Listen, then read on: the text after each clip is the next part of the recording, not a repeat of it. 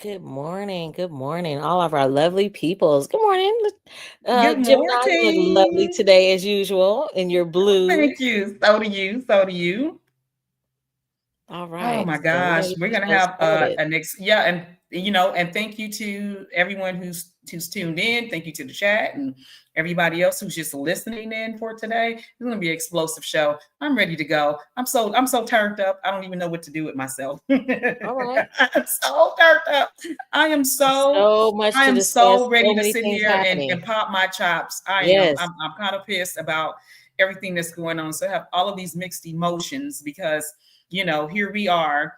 Our job is really hinged on a person who's unhinged. And so, there's a lot of things, a lot of language, that I want to sit here and introduce today. So this is kind of going to be kind of bit, in depth. And so, Mhm. instead of doing the PowerPoint, we're going to go straight to the source of things and then kind of break down the language on what interpret the language and what it means. And I'm going to go to the White House and get the DEI language straight from there, and then going to go over to MIT education, and then go over to OPM, the Okay. OPM website, and grab some language from there too. Okay, so let me sit here and share my screen because we got a lot to unpack, and I'm gonna be popping my whole chops and some. Yeah, it's a lot to Sis. discuss because it's so uncertain, but you definitely want to keep yourself balanced. Don't go too far to the left, don't go too far to the right with fear or just uber optimism, but just be grounded and just go day by day and just take this information that we're receiving and we need to fact check it. We got You gotta planes fact falling out of check the it. sky. We got And people we need being sent options. to the So we do border. need everybody's input too. You see what I'm Yes. saying? Because, input at this time is important for people who, like myself, will usually sit and refrain from saying Yes. lots of things. I will refrain from saying lots of things just because everybody else is saying it. And so a lot of times I will kick back and listen to all the commentary of everybody else, Yes. before I kind of decide where it hits me and what it is that I want to say about it. Yeah. And then we And so also this need is to one of the be things that kind of preemptive. hit me Yes. and pissing me off. So I want you to take a look at this. This is so interesting to me, and this is so scary at the same time. And I really found this little part right here on an accident because I really didn't realize Mhm. that you can click this White House right here. And open up a Did whole you new area. yeah, did you know that? You can I click this didn't know White that. House? But I know if you Okay. click on stuff, you can So find stuff, wait, okay, so icons hold and on. stuff. Mhm. I need to see. Hold on. Let me before I even do this, let me Okay. go back over here to you. Um oh my God, where am I at? Here. But Let me taking go back time to here just take and let in me all sit of and the see. information and to process it, it may take us a minute, but we're gonna get through this. And so we just need to be just we need to stand back and let's just see where everything's coming from. But then also think about what's gonna happen in the future if certain things happen a certain way. So we gotta watch what moves we make right Oh, now there it and is. be very circumspect and just watch our steps, just making sure we're in order. and and if you're not sure, go with your heart. This is what you want to do. Just make sure the path that you're taking is not someone else's path. Okay. I want to make sure. Okay. So you can I want to see what it looks like on the screen. Okay. So that's I had to open up my phone Okay. To and see what it looks then like. open it up from here. Yeah, That's because what I need to get my I phone. saw Hold a on. way. I saw a way the last time to make it much bigger, where it Uh-huh. covered where you couldn't see us too. Okay. Let me see. To just take the full screen. There it is. There it is. That's what I want right there. I think that's a little better. Let me see. I took it And this is why I had downstairs. to open it up too on my phone so that I could Mhm. see what size the screen is. Okay. And so, hold on. There it is. Okay, because my screen is a little, there's a delay from the phone, just network wise. Mhm. So, this is the scary part, y'all. This is the scary part. So, I didn't even know that. I was just really going to go over here and grab this picture of the White House, right? I was going to save the image. And then when you click on it, look how scary that is. Oh, wow. Ain't that deep? Ain't that deep? He looked Oh like the my picture of God. Uncle Sam. He just missing the top hat. That's it. Look at this. Look at this. When you click that picture, Mhm. it's like, shut Yeah. up. Shut up. This is the first thing that you see when you click on the White House. Mhm. That's some scary stuff. No one wants to see that, right? And you click it That again. part to me, like I tell people, that part doesn't alarm me. I'm feared of who I don't see, not who is in front of No, me. no, I'm alarmed. I'm sorry. I'm totally alarmed because these icons, it's like, Mhm. wait, what? What wait, what? You know, Mhm. these buttons I'm not afraid of. But when you Yeah. can click on this little White House here and he pops up, that's a scary face. I don't want to see that. Mhm. I don't want to see that. That's awful. What the heck? Mhm. That's like some subliminal something to me. And I'm like, I did not know that would pop up. And so that scared the daylight. Seeing his face scared the daylights out of me. I'm sorry. It really did. It bothered me that I can see his face. I don't want to see his face. I'm going to click back off that. Mhm. I don't want to see his face at all. He's a yeah. 47 is a rough human being to deal with. Okay, so ending radical and wasteful government DEI programs and preferencing, right? Oh my gosh, that's an executive order that was put out January 20th, 2025. So let me hide this little button here. So it says, by the authority vested in me as president by the Constitution and the laws of the United States of America, it is hereby ordered that Section 1, Purpose and Policy, the Biden administration forced illegal and immoral discrimination programs going by the name diversity, equity, and inclusion into virtually all aspects of the federal government and in areas ranging from the airline safety to the military. This was, see, now you see why he's blaming the airlines, right? Mhm. Why he blamed DEI for the crash um, that happened the other day. Okay, it's right in here. This was in a concerted effort by stemming from President Biden's first day in office when he issued Executive Order 13985, advancing racial equality and support for the undeserved communities throughout the federal government. Okay. Pursuant to Executive Order 13985 and follow on orders, nearly every federal agency and entity submitted equity action plans to detail the ways that they have furthered DEI's infiltration of the federal government. The public release of these plans demonstrated immense public waste and shameful discrimination.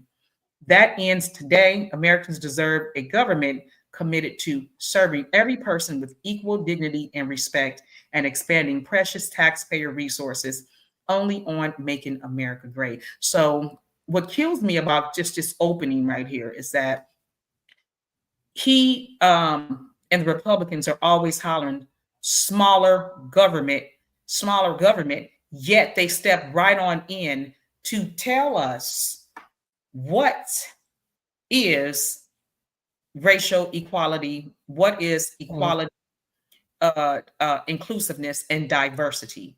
To me, already that's too much government, right?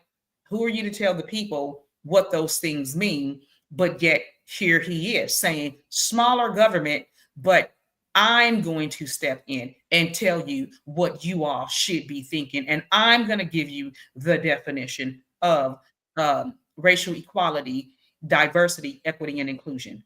That just kills me, right there. And so, Mhm. you know, it almost seems like when they say we want smaller government, the real feeling or real intent is, I don't want them telling me what to do. I want to be the person to tell people what to do. Mm-hmm. So that's their idea of smaller government. It's not government at large. It is solely one person's ideology overall, and that's I the think that kick. it speaks to the integrity of the country in the first place to even have to have these measures in place.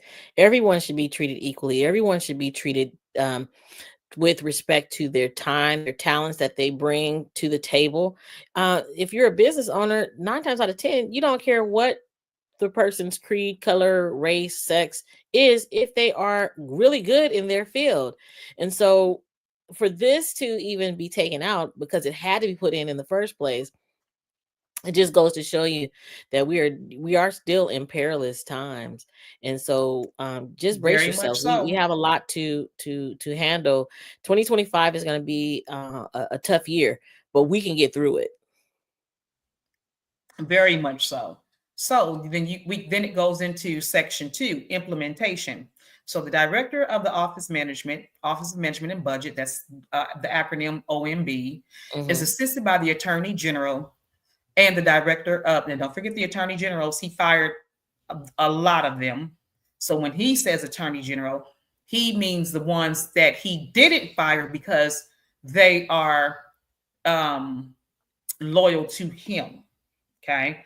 So, by the Attorney General that's loyal to him and the Director of the Office of Personnel Management, that's the acronym for OPM, shall coordinate the termination of all discriminatory programs, including illegal. Now, he keeps saying that it's illegal, yet he's sitting there with 34 felony counts. He's the one that's illegal. So when people use that word illegal to me, it doesn't mean anything because we have a sitting president who is illegal himself, and the things that he's been doing lately, he doesn't care one word, one iota about the word illegal, but yet he uses it in the language quite frequently, yet Hmm. his actions are illegal. So we're not going to take this face value. Okay. So including illegal, DEI, diversity, equity, and inclusion and accessibility mandates, policies, programs, preferences, and activities in the federal government under whatever name they appear. To carry out this directive, the director of the OPM, with the assistance of the Attorney General, as requested, shall review and revise as appropriate, as appropriate, there's no boundary right there, as appropriate, all existing federal employment practices, union contracts, and training policies or programs to comply with this order. Mm. Some people were taking Federal down all of the employment. signs. Did you notice that? They had to take down all the DEI signs and everything Yeah, they that had were to take them needed. all down. Yeah, Hmm. yeah, and they had to, and they redid a lot of they reworded a lot of. They came up with revisions of a Hmm. lot of things that they once said. Also, so federal employment practices, including federal employee performance reviews, shall reward individual initiative skills, performance, and hard work, and shall not, under any circumstances, consider DEI or DEIA as factors, goals, policies, mandates, or requirements. Hmm. Each agency, department, or commission head, in consultation with the Attorney General, the Director of OMB, and the Director of OPM, as appropriate, there's that word again, shall take the following actions within 60 60 days of days. this order. This is why it's moving so fast, y'all. Hmm. Okay, because they've been given 60 days to make the changes. So we got our emails, which, by the way, are not fake. I want everyone to stop saying that. It's not a fake email. It is completely in compliance of this brand new order that he has signed into. The Hmm. email went out by him by way of technology via his technology partners, his buddies, all the billionaires, who has given him the technology to use to be able to incorporate that entire statement, hit the button and go out to every federal employee work email. Okay. That email is not fake. So here's a 60-day order. Terminate to the maximum extent allowed by law all DEI, DEIA, and environmental justice offices and positions, including but not limited to chief diversity officer positions. All equity plans, equity actions, initiatives, or programs, equity related grants or contracts, and all DEI and DEIA performance requirements for employees, contractors, and grantees. Wow. Wow. And they have 60 days to make all of this happen. So things are moving really fast in your workspace. And I want to sit here and take the time to let you understand that he is saying, using the word here, federal employment, federal employees, when that is not the truth. DEI trickles through every single job across the board, every single job. I had phone calls this morning where people were calling me, letting me know that they were laid off. And, was that right? And why were they laid off? And this was the conversation when you called me, I was having with my sister, because a lot of them do not know that when they were hired into your very basic jobs, Walgreens, shoe stores, and the mall, and places like that, that all of these places were involved and do have diversity, equity, inclusive laws. Anybody who has a corporate job that you work at, and corporate does not mean federal. Corporate means is the it's your job. This is why they can employ hundreds or even thousands of people, because it's a corporate job and it's under a corporate schedule, or the what's the word I want to use, the creation of the job itself is corporate. Okay. Good morning, Can you hear me? Yes. Yeah, hold on Okay. here. Okay, so you're in there. Okay, thank you, Rasha. And so, okay, hold on, because it looked like it dropped, y'all. Did it? It's still showing. The oh, there it is. There it is. Okay, it's there still it is. Showing. And so when people are hired at these regular jobs, they don't understand that in every job there's a built-in. There used to be, right, a built-in quota. A built-in clause. Yeah, a built-in clause or quota that said you had to hire X amount of Blacks, X amount of Asians, X amount of Mexicans, X amount of this person, X amount of that person. Right. And so you were hired sometimes, most of the time, not by your resume, but because they needed to fill that quota, because that quota also they paid people, that they paid the corporation your job. So let's just say if I'm the Gap, they got a kickback. Right, the Gap retail store, they got money for during that too, for making sure that they filled that slot with the percentage that was required. Correct. And so a lot of people were hired and did not realize that, oh, I didn't know that I was part of the 10%, or I didn't realize I was part of the 12% or the 5%. So when people got laid off, and people are getting laid off, because this is still happening, this is the trickle down effect, people are wondering, hey, how come she threw at me or he threw at me work performance? What does that have to do? I came to work on time. I drove, 200 miles to get to work, right? I was there on time every day. I clocked in every day. How come this person, my upper management, has thrown in the words work performance to get rid of me? How can they do that? And that's because, again, most of us had not realized that diversity, equity, and inclusion clause was already built into the application itself. Okay. And so you were working and you always worked and it has always worked.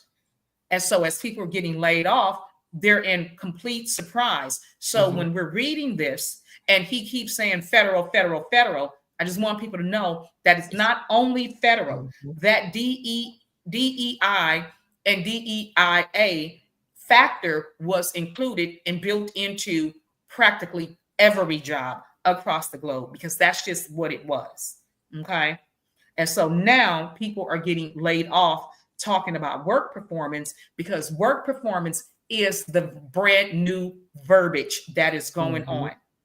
Okay. So I'm not going to go through the entire thing here, but I did want to sit here and let you all see what this White House mandate was, and point out some of the things that was going on here. So again, we've already established right here that they have 60 days to sit here and get this taken care of by way of the president's mandate. 60 days to terminate to the maximum extent allowed by law. All DEI, DEIA. So everybody's job is potentially in trouble, not just federal employees. So no one's safe at this point. For a corporation, it touches you. So from Target, Walgreens, CVS, the mall, the stores at the mall, the Gap, the this, the that, YouTube, wherever, wherever, because this is a built-in clause. Okay, so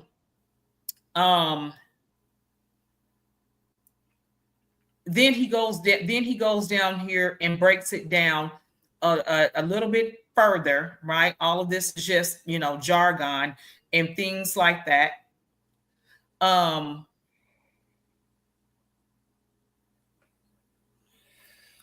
And of course, right, people don't understand also too, we're going to start monitoring and tracking agency department progress.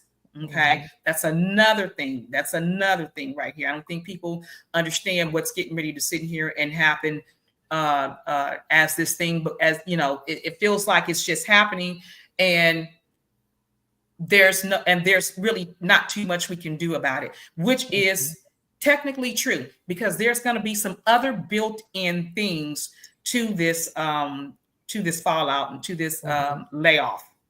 Okay, and so it goes on, and then it ends right here, January 20th, 2025. So I'm going to go back up to this one part here that I want to touch on. Okay. I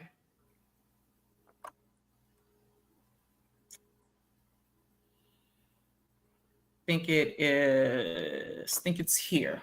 So let me go over here and let me bring it up so that we can sit here and see it. So federal employment practices, including federal employee performance reviews, shall reward individual initiative, skills, performance, hard work, and shall not under any circumstances consider DEI or DEIA factors, goals, policies, mandates, or requirements. So this is that new, when he says it's all going to be merit-based. It's all going to be merit-based. I'm going to sit and go into how what work performance and a merit-based work performance look like. Okay, because he uses the language in the White House mandate that says federal employee performance reviews. That is something that we use all the time on the federal side, and maybe state and maybe county. Okay, these employee performance reviews. Okay, so we're going to go over here to MIT.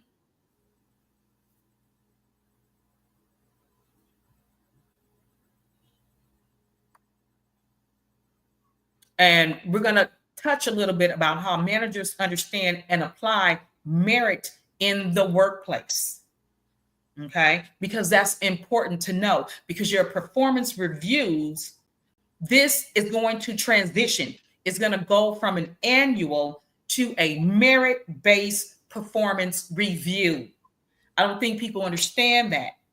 So I know yesterday, the day before yesterday at work, people were scrambling all over the place to get annuals done. And we had, I was classroom manager, so I was in one of the classes where we had the what they call P&As at work. P&As are the policy and analysts. They are like the lobbyists for a particular department that you work for.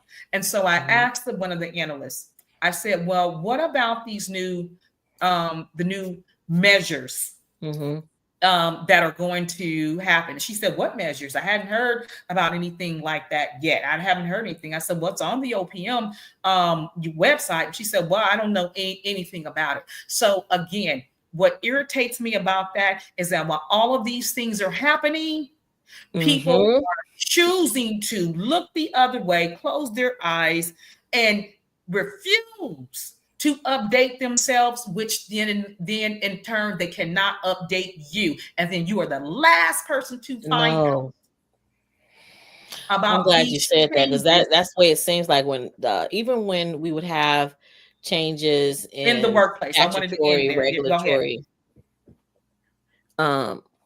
changes, we would be the last to know because we weren't prepared that this is here. This is coming down the pike, and that is a major sticking point with having key people in those positions that are supposed to be doing that job not on their job.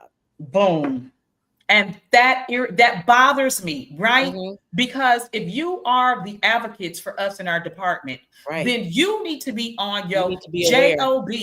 That's right, about all of the changes that could possibly affect us. So that worries me when people, when we're having this conversation about, do we resign or do we wait to get fired? Right? Do we wait to get laid off? That bothers me because you don't understand what's getting ready to happen if you survive. If you survive, this is one of the things coming down the pipeline. It's coming no matter what, but this is if you survive, then this won't be such a surprise to you when the changes take place in your work environment. Okay. It's always amazing to see how people who lack accountability and don't do what they're supposed to do. I really want to tell people, if you're not doing what you're supposed to do, where you're supposed to be, when you're supposed to be, you probably need to take this deal, because you probably need to take this deal. Happen.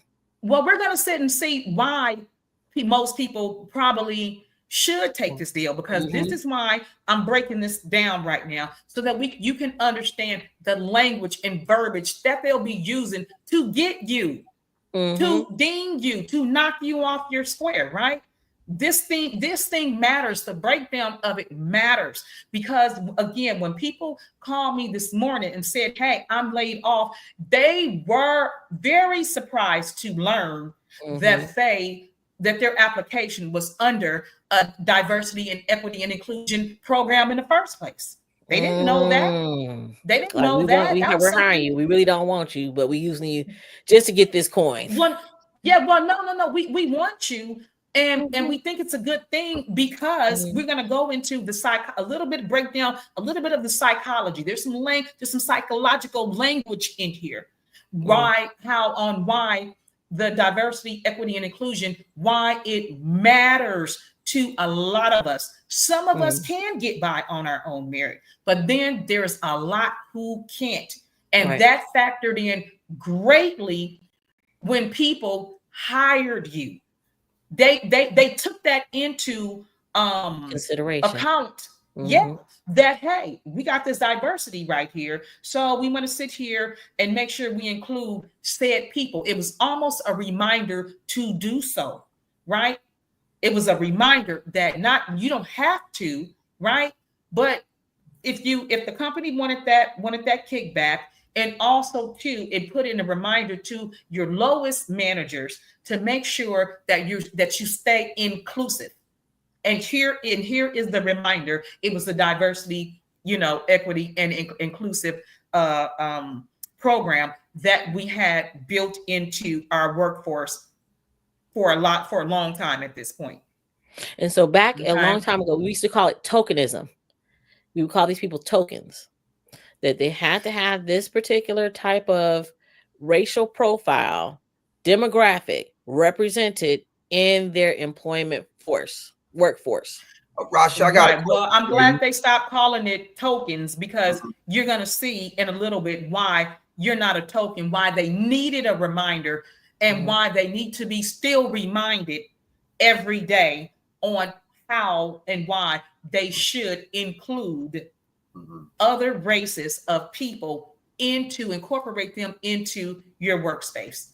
Go Yeah. ahead, There's a Dewey. reason. There's a reason. And see, again, all of this psychology has a lot to do with the verbiage and the language that they use and have been using for many years on us. What were you saying, Dewey? No, okay. What I wanted to ask Rasha was, okay, you use the word token. Okay, does that like apply to like all kinds of people, like regardless of race or gender? When you say token, No, when I say token, it was just depending on what the need of that corporation had to get whatever the kickback was, the government incentive. They used that requirement to hire that demographic. So let's say if they needed a female, mm, or if they needed a male of African descent, maybe mm, even Oriental, or like another race, mm, or maybe even if they were, um disability, where where they're disabled, they had to have so many people in these slots to yeah. fill these positions. Okay, well, let me ask this question. Can, let's say you got corporate white America, can whites also be tokens within that certain microcosm of that entity of corporate America? Can, in other words, No, can white people be tokens? no, they can't, because don't forget Okay, Because these they're the rules base, were yeah, made. they're there. Don't forget these rules were made by white America. okay, Okay. okay, got you. So, And then, like I said years ago, if you want to eliminate a whole group or section of people, all you have to do is slap something on that application that that they don't have access to. So Right. when Yeah. they did not have a lot of AAs or BAs, they would slap those on there. And then when they got that, when the masses started getting their AAs and the BAs, then they started saying they needed a master's. So I mean, it's different ways to just stop people from getting past the application process, the interview process, to being hired. All they have to do is just make some type of assertion there, and you're Mhm. out. And Yeah. nine and times you're out out. of ten, it And could they be the did, bias of right? the person doing the interview, which is not Okay. fair. Yeah, because don't forget though, because don't forget, right? Because even here, when we go back to the White House, right?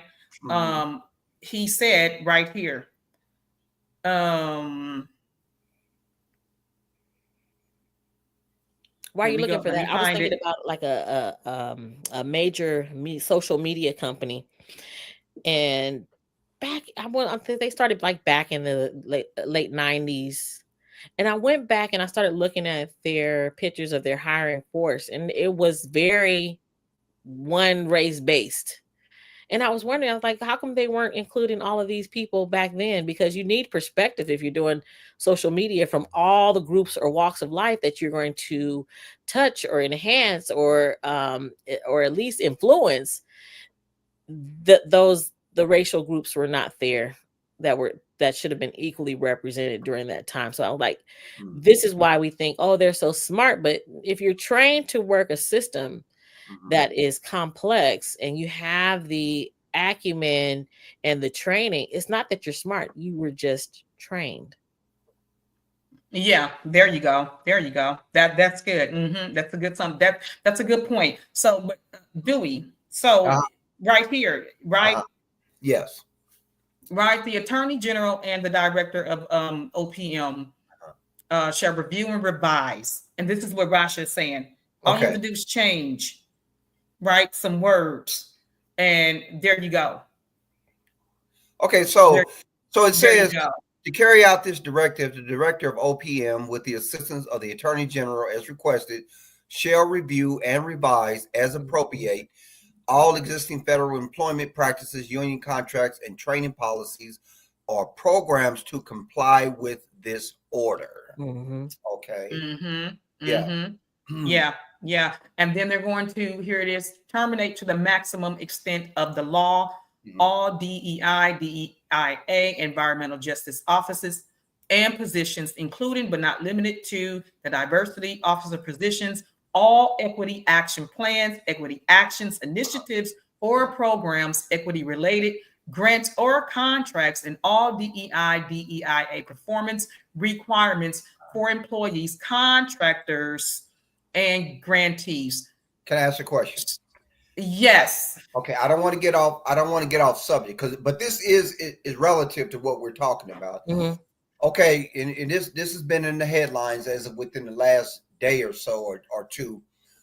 Okay, the crash that happened between the helicopter and the plane right there, Potomac River there in Washington, D.C. Okay. It's right here. It's built in language. Trump is already blaming that crash. He's pointing the finger at the DEI, as far as like that crash happening and everything. And which most people totally disagree with that. But my question to you, LaShawn and Rasha, is why would he be so quick to rush to judgment to say, oh, it happened because of DEI? Because he built it into the language right here. So this don't forget, this came out January 20th, 2025. So it says the Biden administration forced illegal, and immoral discrimination programs going by the name diversity, equity, and inclusion into virtually all aspects of federal government in areas ranging from airline safety to the military.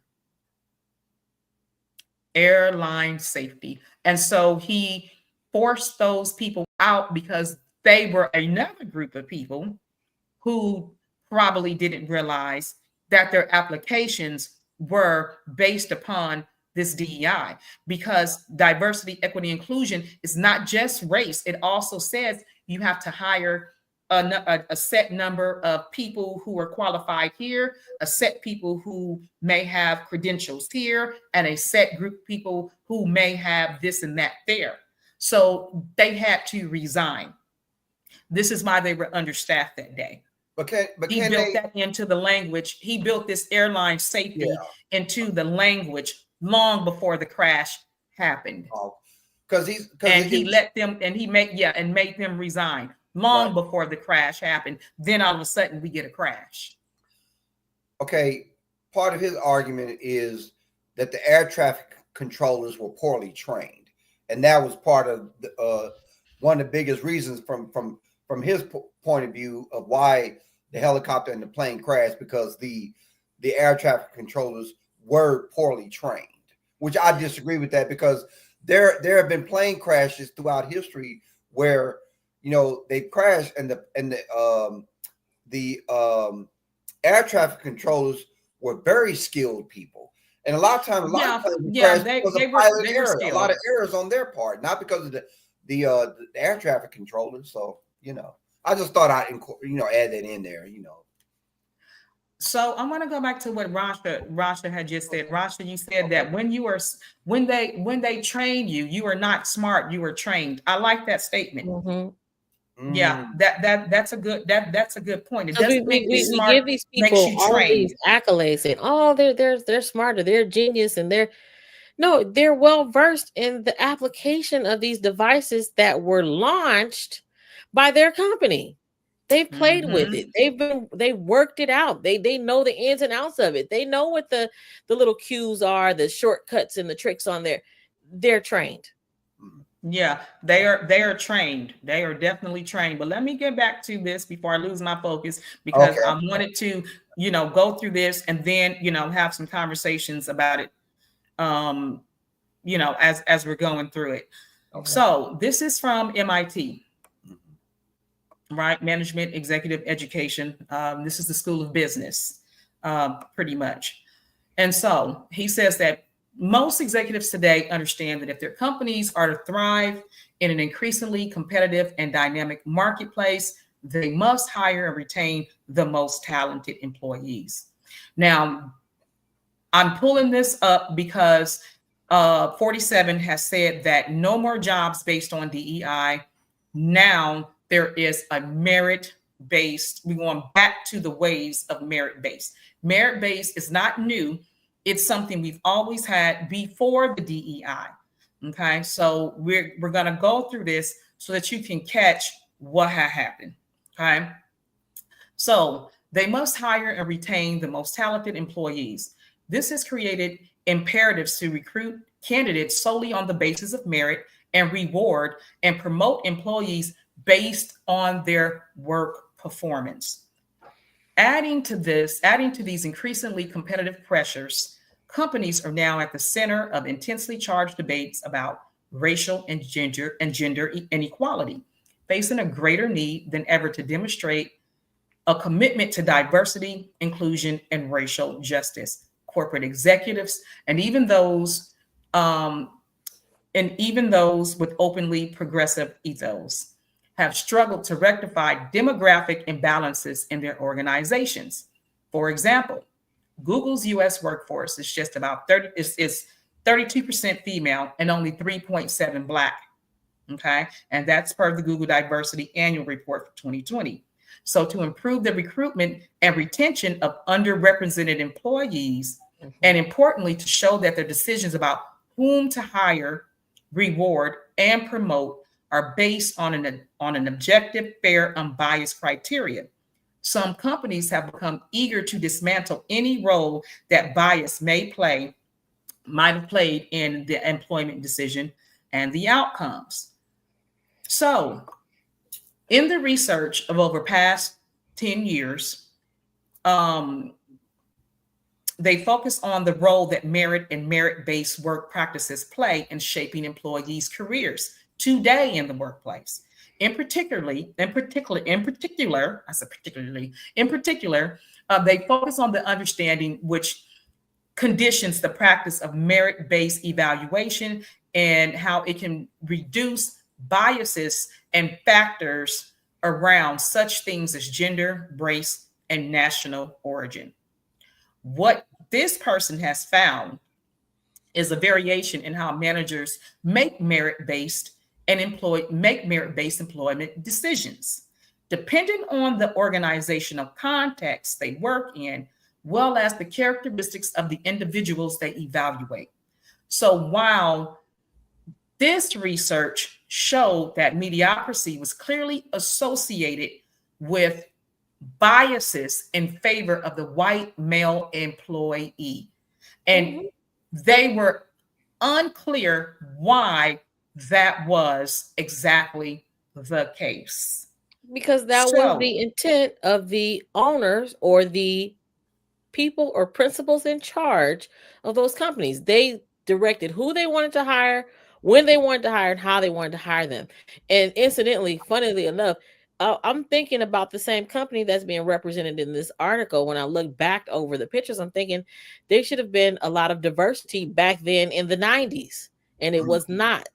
And a lot of people have determined that if they send their application with their birth certificate name that has to show their ethnicity, they're less likely to get hired just because of their name. So they can have all of the qualifications, all the bells and whistles, everything that the corporation is asking for, but they're disqualified because of bias, whether it be the person that's looking at the application or the directives directed by the company administrators. Yes, and keep going, and we can go on and on, right? Yes. Let's throw in there too that again, most of these laws and everything were created by white males, right? Our entire system of things was created by white males. Yeah, and so if you really want to get funky with it, why aren't Black males given jobs that are able to support their families? They want them as the doorman, the security. They want them to handle situations that, you know, that they're in charge of enforcing and gatekeeping, but they don't want to give them the executive positions. Well, that's because when we go back to the white male employee, which is the psychological piece of it all, and why we don't have a lot of slapback or snapback for what's going on, and we are going about our day as business as usual, because we are not we have almost put blinders on to the white male effect. Okay, so the white male effect has been around forever and a day. Yeah. Way back before slavery, the white male has been almost like a dominating force in society. And then when we fast forward, we're gonna throw in the white female too, because there was a time when we start hollering about feminism, they don't really understand that a lot of diversity, equity, and inclusion, the very first birth of it was to include the white woman who was complaining about staying at home and wanted to be within the workplace. She felt like she had the acumen. She felt like she had the mentality and the everything to get in the workforce and also work the same job equally to a male. And so when they got tired of her complaining, they said, okay, we'll just include them, right? So you have the very first birth of diversity, equity, inclusiveness for the white female. This is why your second most dominated positions are by white females. Right. So first there's white males, then there are white females, right? So then there's everyone else. On the preference of the colonizer. So if the colonizer is going to come into these indigenous lands, they're going to put their people in place in key positions, and they want their male progenitors of this colonization to rule. And that's what we're dealing with. Yeah. Well, and you also have to factor in. I'm sorry. Go ahead, Dewey. No. Go ahead and finish what you're gonna say, and I'm gonna come behind you. Okay. And so also too, though, the reason why the white female is up under diversity, equity, and inclusion is because she's female. So then you have that separate class of people who men, especially white males, have always said that women were weak. Women were the weaker sex. Women were fragile. Women give birth. So how can they be strong? Women are nurturers. Women are designed to stay at home with the children. Women should not be in the workforce. That idea came strictly from the white male and from no one else. So the white female is under diversity, equity, and inclusion because it protects her from the harsher, comments, the harsher, things that a woman could face within the workplace, right? And so our very first group of people under diversity, equity, and inclusion is the white female. Indeed. Okay, and that is more so for protection, saying, hey, okay, since you want to be in the workforce, right, we're going to sit here and make you a protected class then, right? And so that limited her, at the same time got her still off the couch and into the workplace. You know what? Okay, I understand exactly what we're talking about right here. Okay, take for instance, let's look at Hollywood. And you got the major studios in Hollywood. Now, you've had Black female agents and managers in Hollywood at the major, talent agency. Then you've had some Black female directors, but you've never had a Black female as far as like being the head of the studios, like the majors, like Paramount, Warner Brothers, Universal. So then when you look at Wall Street, as far as like having major investment bankers and hedge fund people on Wall Street, I still don't think that you have any Black females that's in those positions there too. So basically, the point that I'm driving at is that there were some that were there, but they got put them out. Okay, yeah, expeditiously. So therefore, the white female is going to get there first, definitely way before the black female will. Just like the white male. The white male gonna get there way before the black male even enters into that arena, as we would say. So yeah, I know exactly. And it's not even that the white male is going to get there. The white male is factored in. So this is what this is saying, right? Yeah. So and then he calls it, and in this article, you see he calls it a bias because it's on the psychological level of most people. When they say merit-based, they automatically, and we automatically, and so did the person who called me this morning, automatically said, so now they're going to fire all the blacks and keep all the whites in regardless to their job performance. So who's going to monitor them? Who's going to make sure that they're doing their jobs? Because some of them are half-assed too and don't always do the right thing. But it's a psychological bias in favor of white male employees who are already factored into any type of high position or role that we have here. As a matter of fact, just globally, because this is a global issue, right? So this is not just here. It's kind of like, it's kind of like it kind of hits everywhere, right? Where you have these biases of the way the men feel about women. So, but my point is the first group of people under the DEI were white females. That's my point. But and what, so go ahead. Go ahead. Now, real quick, just add as a footnote that the very first head of a studio in Hollywood was a white lady named Sherry Lansing, and she was the head of Paramount at one time. But she said that when she became the first female head of a major studio in Hollywood, she caught hell from her constituents. She caught pure hell because the way I see it, LaShawn and Rasha, is even if the white female becomes upwardly mobile and she gets to moving up real high on the corporate ladder, I mean, I think the white male would start seeing her as a threat. No, he did. This is why she's under DEI. That's the point, Dewey.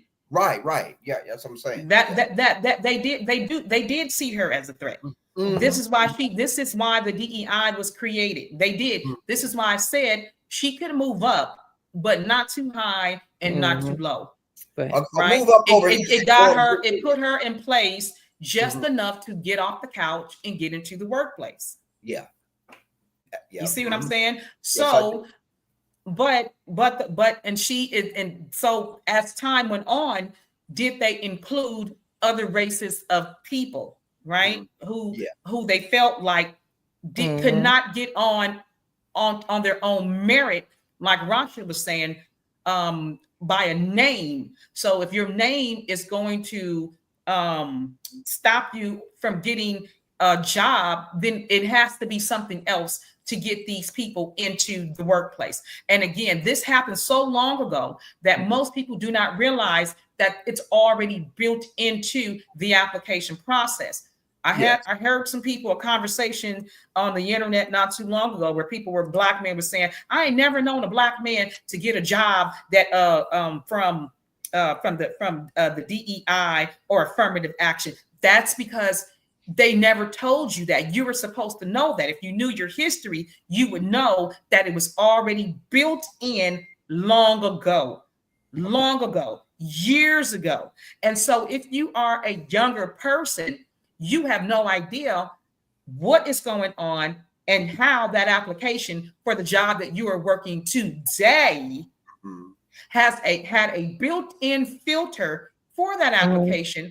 We didn't have to talk to you about it. It's built in. So when people are losing their jobs right now, trying to figure out what is going on, this is what's going on. This is why we're going over this, because it's been a very long time since we had to go back to merit-based. When we were at merit-based, there were things that were preventing us from getting in the door, such as our name, our hair, our clothes, the way that we talk.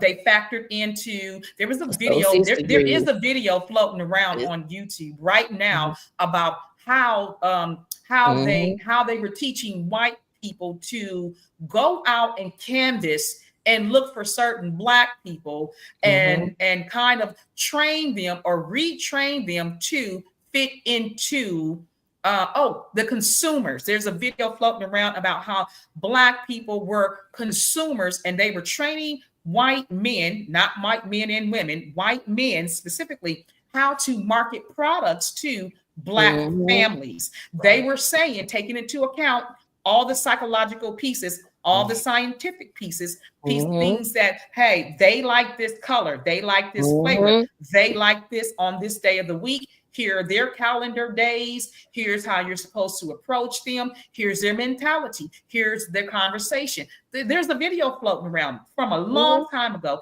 It's like at least from 50s or something like that. Yeah. And it's literally showing how they spend big money on the science of groups of people, because we're saying Black because we're Black, but if we were different people, we would be using that terminology. So I don't want to get people to the wrong idea that this is just a Black thing. No, it is not. It is people who spend money on learning the mindset and mentality on groups of people and how they work and operate, because this allows you then to sell them products. It allows you to understand them in the workforce. It allows a lot of other things that's going on today. And so when those things get old, they get lost in translation and we don't talk about those things. So a lot of younger people may not understand why diversity, equity, and inclusion was important in the first place, because a lot of people's names is still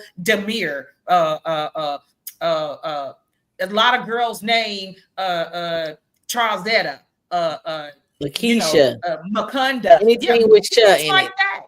And your name can be Makunda, and you can have a 4.0 and be and be valedictorian, and because of your name, you were not getting hired. So a lot of people went into that thing where they started naming their kids Charles and Richard and Derek, Aaron, and they forgot and they dropped off the crucial, critical, cultural dialect of a name, because at one point in time, it was not getting you through the door. You are not going to get hired. I remember as soon as they saw your name. We had and your ethnicity, by the way. Yes, we had application systems in place for us to apply for inner work positions externally and internally. And we had changed it to the newer format. And the newer format was sold to us that, okay, you're going to put your application in. We're going to pick the best qualified. You don't have to do an interview. You don't have to do this or that. We're going with the best qualified. We went and switched to that new application, and they still did the interviews, and they still did the bias. They picked whoever they wanted. They picked the person that they were going to go with, whether or not we were best qualified or not. So the whole system or not. That's right. Technically, the whole system is rigged to do what it does. But we just need to be smart enough to find out what the wording is, learn what the rules are, the rules of the warfare that we need to have, whatever we need to have in our applications, put in the application to reflect all of the standards that they are requesting in the needs of that position, so that we can say, okay, hey, we have lived up to the standard. We have the information that you're looking for, the determining factor for being hired.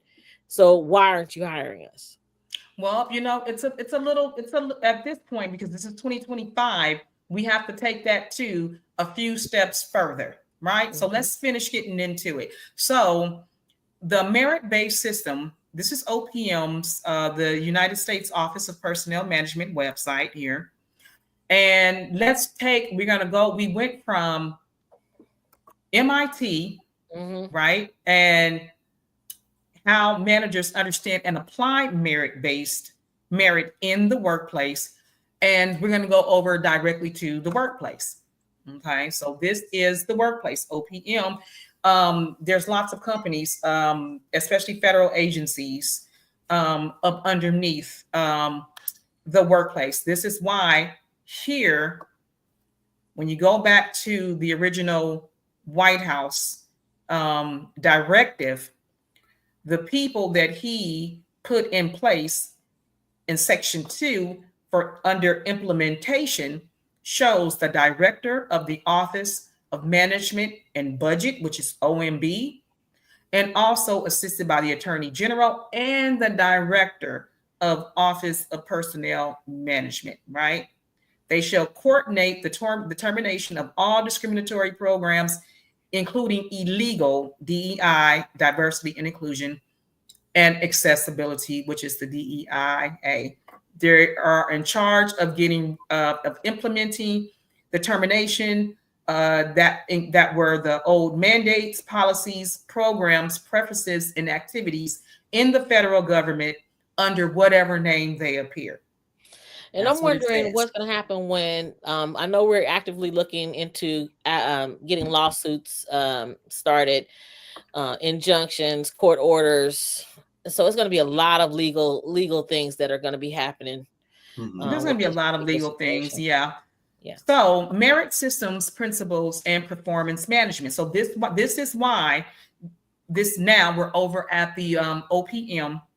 So we're just following the language that they're using, and it's leading us back over here to the OPM, which is the Office of Personnel Management. Okay.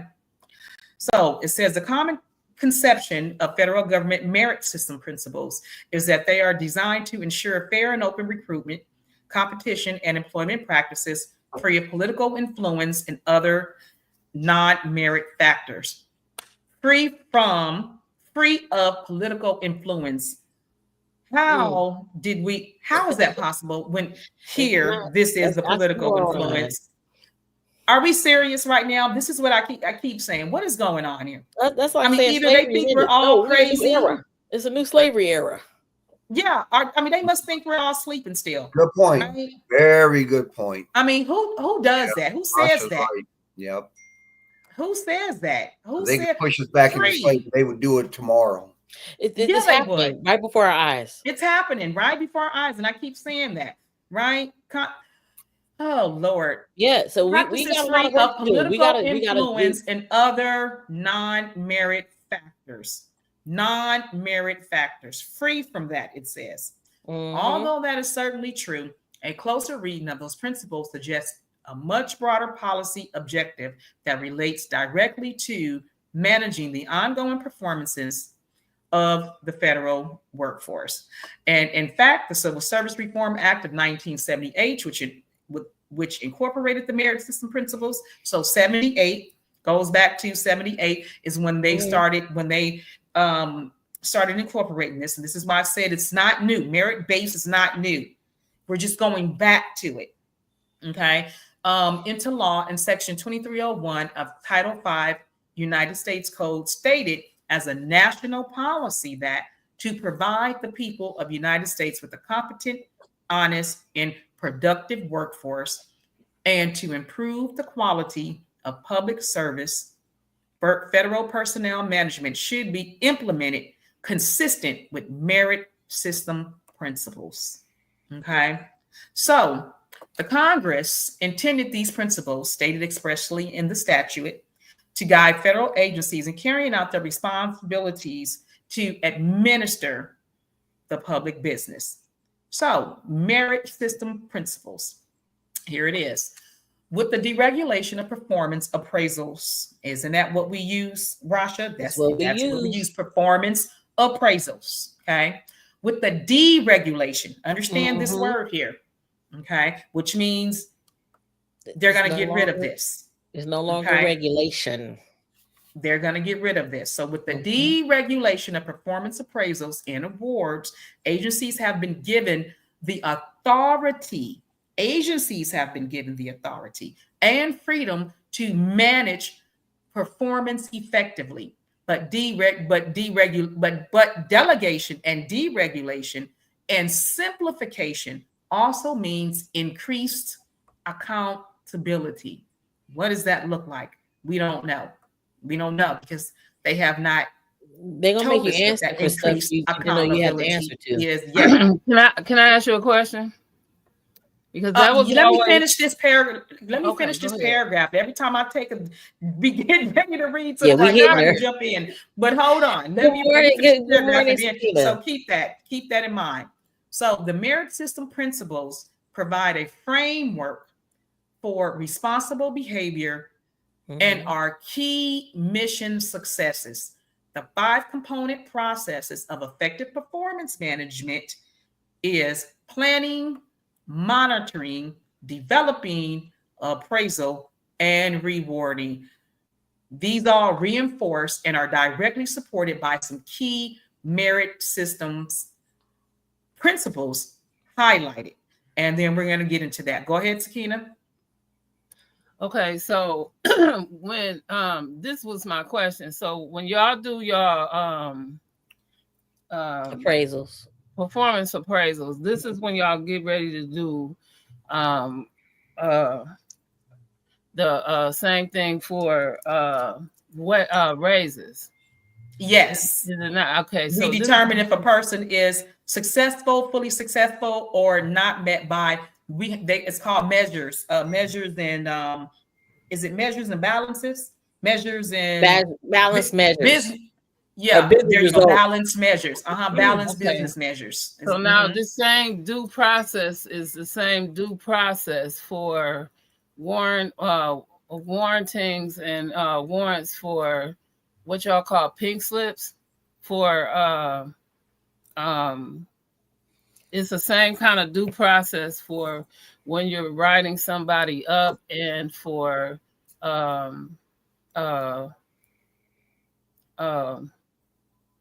don't know what else to call it at this like disciplinary action or something like that. Yeah, and things like that. So there's a whole process. They don't this just is the same thing. I'm trying to see if this is being combined at this point. No, they're getting rid of it. It's not being combined. No, I can answer that right off the top. Okay, this is what we're talking about. Okay, because at one point, it said that how you treat one, it has to be treated for all. And so this merit system is still the same. This is how it was then. So this is why I'm saying that. Yeah, the merit system is not, and so the merit system is something completely from a performance appraisal. Exactly. Your performance appraisal, had other key components built into it where we could sit here and monitor your, and I wish I had it.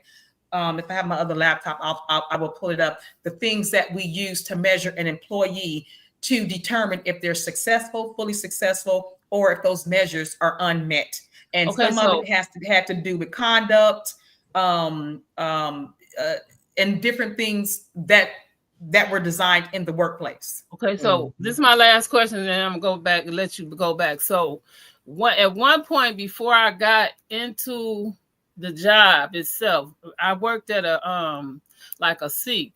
It was an employment place to put people in positions to get in the job itself. Remember, and then I took a couple of assignments myself. So we had to train and test people to see where they were in job skills in order to send them out. So this was kind of the same merit system before they got in a job, to see and test them, to see where they would place on these merit test systems, to see where they were aligned and based to go. And I'm gonna leave that at that. Okay, don't forget though, so I can see don't where forget y'all though, at. Sakina. Don't forget though, this Civil Service Reform Act of 1978, which incorporated the merit system principles. So again, I've already stated that the merit system is not old, but it is coming back around because the DEI That's why standard. I want to stop and go in and wait and see what's going on, because I remember. Well, you've missed a lot of it though. You would have to almost run the show back. But but I was going to say though to you is the DEI standards replace the merit-based system principles. Yeah, that's why I said let me be quiet and let you go ahead and move forward, because that was my only question at that time. Go ahead. Yes. Yes. So we've already established, right, that the merit-based system is not new. It's old. 1978, they incorporate that. But then the DEI, the Diversity, Inclusion, Equity, and Inclusion Act came along and replaced that And bits and pieces of it we've already established is because the white woman wanted to enter into the workforce. Okay. And so by making her a protected class, thus you have born the DEI. Okay. Mm-hmm. And so that's pretty much where that came from. And so we're going back now, because as of January 20th, 2025, DEI programs are no longer a thing. We're going back to the 1978 merit-based principles. Okay, so this is kind of a back and forth. Mm-hmm. So here we are again, but the difference is this is 2025. So you can't exactly use that old model. You have to, so they can incorporate a lot of the language and move it forward, but they're still going to have to make sure that it fit the times that we're living in as well. And so, that affected universities. Remember when James Meredith was trying to diversify, I believe it was Alabama. Was it Alabama? I forgot what state university it was that he was trying to get into. This inclusion, kind of dismissed the Black man and elevated the white woman above him for those higher learning educational facilities. And so now you're dealing with the backlash of that happening all these years as well. Yeah. Yeah, sounds familiar. Yeah. I'm telling you. When we're looking at people, they want to have, or you need to have this credential, or you need to have this certification. Yeah, because they have the credentials, they have the certifications, they have the diplomas, they have the degrees, and they cannot do the job. And on the other hand, there are people who don't have the certifications, don't have the degrees, haven't went to school, listen, can do the job. Wait a minute. Wait. No. Listen, that conversation is not exactly that, because that conversation morphed into 2025. Why even go to school at all? Right. It's too costly. You can't, nobody is working in, like you said, their job field. That's right. And so why go to school? Why be in debt? Is that not the new conversation for 2025 or 2024? I'm sorry, because we just got into 2025. You know what? Can I add on to that real quick? I was listening to a speech by Minister Farrakhan. He was talking about how there are literally thousands and thousands of people who go and get college educations every year that become useless. Yes, that's right. Thousands of people go and get degrees every year, and educations become useless. That's what happened with my nephew. He went to school to be able to curate museum. He has degrees in mythology and different things that he's went to school to study for. He goes for the position. Guess who gets the position? Who gets it? White female who knows nothing, who has connections to someone who is able to get her hired. So he goes and he changes his field for employment to start teaching in school, as opposed to going to the museums and places where he can use his degree that he actually went to school for. So that's what we're dealing with. So, and it's so interesting too, right? Because no sooner than everyone's saying, don't go to school, don't go to credential. It's a debt trap. It's doing nothing for you. I don't know nobody. We're going back to a merit system where, guess what? On that application, you better have a degree.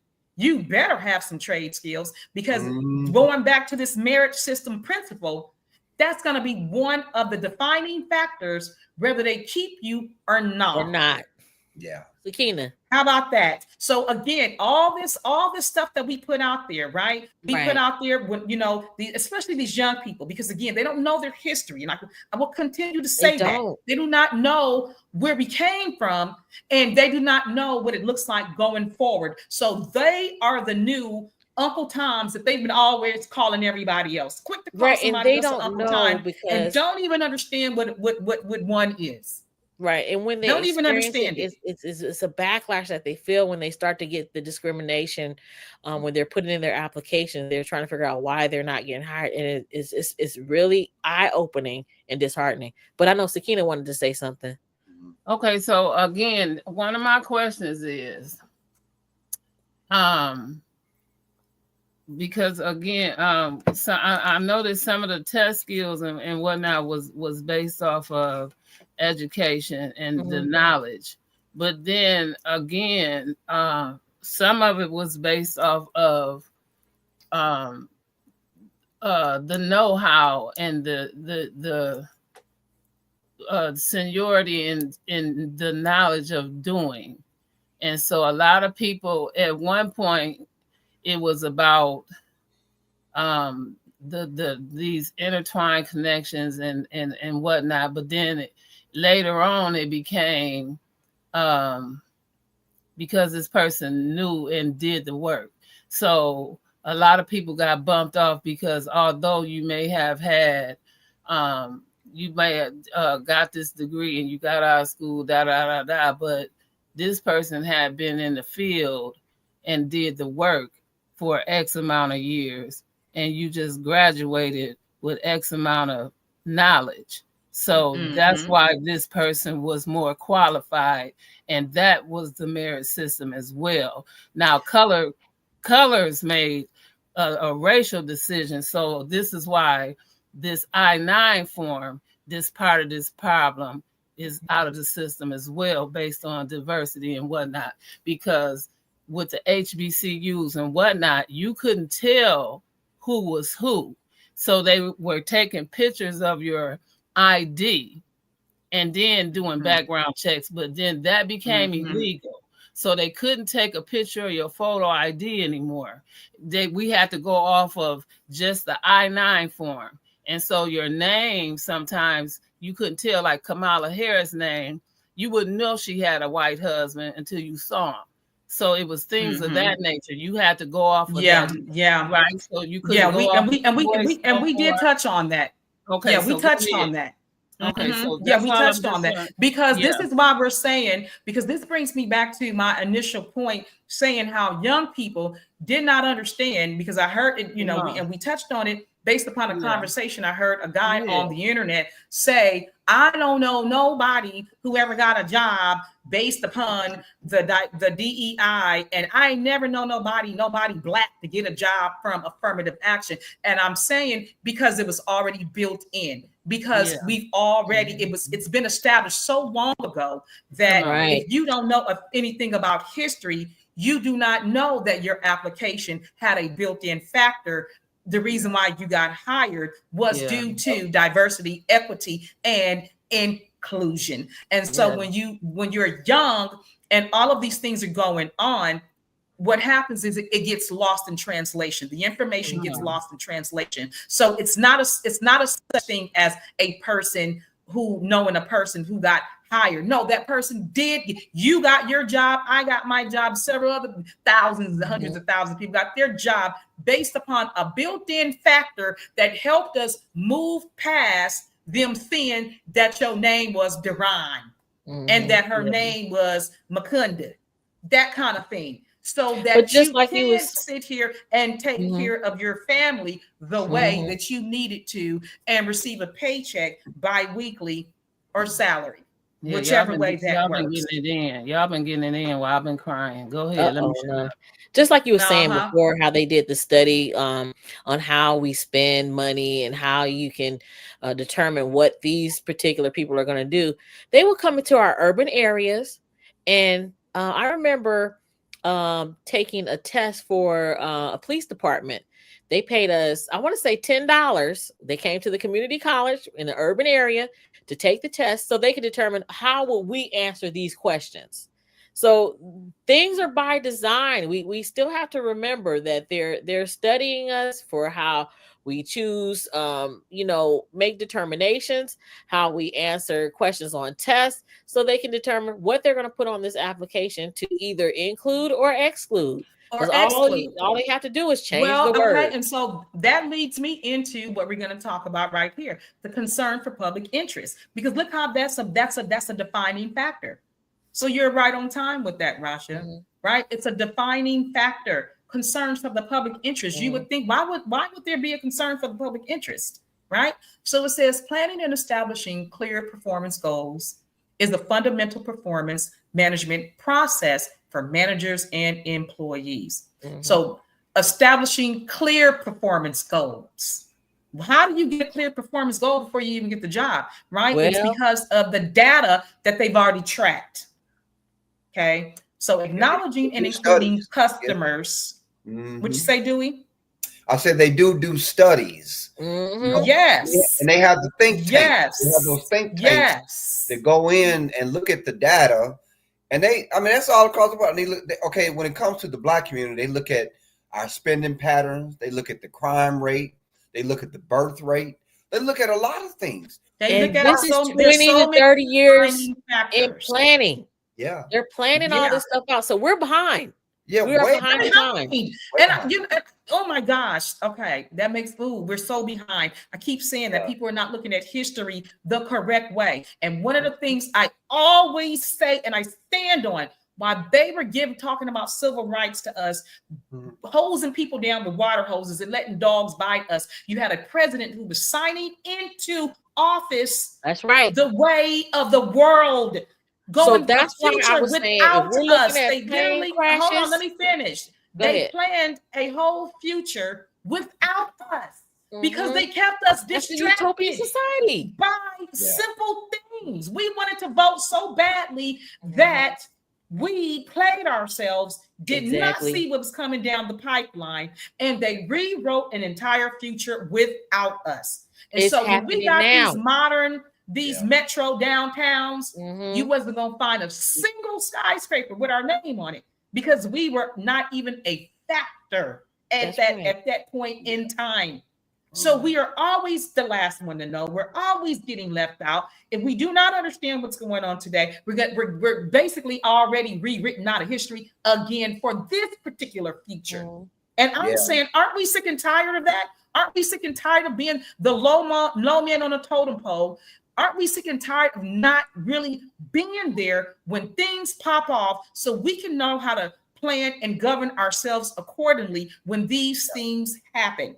When they start to take place. If you don't know your history, you're doomed to repeat it, but they are doomed to repeat cutting it. off our heads. So we got Medgar, he gone. We got Martin, he gone. We got Malcolm X, he gone. We got Bobby Seals, he gone. All of these people, it's strange that all of these leaders in our community that would have led us to the promised land or led us to the breadcrumbs, Sam Cooke, whoever else, Otis Redding, all these people that was getting their money, getting the game up, leveling up, they're nixed out. But since this stuff is by design, so we really have to. And they did not want that information. And the only way you're going to find that information, ironically enough, the only way you're going to find this information is by what? Reading, people. Reading and research. You have to go back to reading. Reading is a fundamental. Not only are you going to have to sit here and read, you're going to have to research where the information is. You're going to have to comb through so many things because they want it lost in translation. That is by design. So you'll never, ever be able to see the key factors in how to move yourself and forward and how we as a people even move forward. And that's anybody and that's everybody who, if you do not comb through your history, you'll miss it. You'll miss it. And we're missing it again because we don't seem to understand the things that are happening to us. And that's because the distractions are real. When the internet came into play, that it was on and popping for Distraction City. Right. So now most kids, don't forget, can't even write cursive. So how can they be a future when they don't even have proper handwriting skills? When mathematics is not a thing, science is not a thing, technology is not a thing, engineering is not a thing. The STEM programs, they're underutilized by us and they're overutilized by other people other than us. That's right. You know what? Not only that, but if you look at it as far as like on a global scale, America know that it's falling behind technologically and educational wise. See, we're falling behind as a country. I mean, I know. Yeah, there you go. We as a people, us as Black people or the low people on the totem pole. But I mean, but when you look at it, like I said, on the global scale, America is steadily falling behind. And they falling behind, or is it the design? And the only reason I agree with that, Dewey, is because we go back to here. when we See, go it's like back the reality. to We're in when a we go false back to reality. here, Yeah. there's some language that is being used to clearly understand understand that, right? So Right. when they use this here, most executives today understand that if their companies are to thrive in an increasingly competitive and dynamic marketplace, they must hire and retain the most talented employees. This has Yes. created imperatives to recruit jobs candidates solely on the basis of their merit and reward and promote employees based on their work performance. Also, the language was back in here when he was saying that they want to hire their most brightest, talented people. Again, most of us do not sit here and fall into that category because we have allowed others to say how college and university education is a debt trap. Stuff like that. It's a debt trap. Now we come back around to when this is the most important. You couldn't, every person in your household needs to be educated at this point. Now we've come back to the most important part of history, and we're not prepared again. And we actually have our own people telling us, why go to college? College isn't for everyone. Some people are workers, and some people need to be college educated. And here we are again, 2025, undereducated, not able to perform in a merit-based principle system.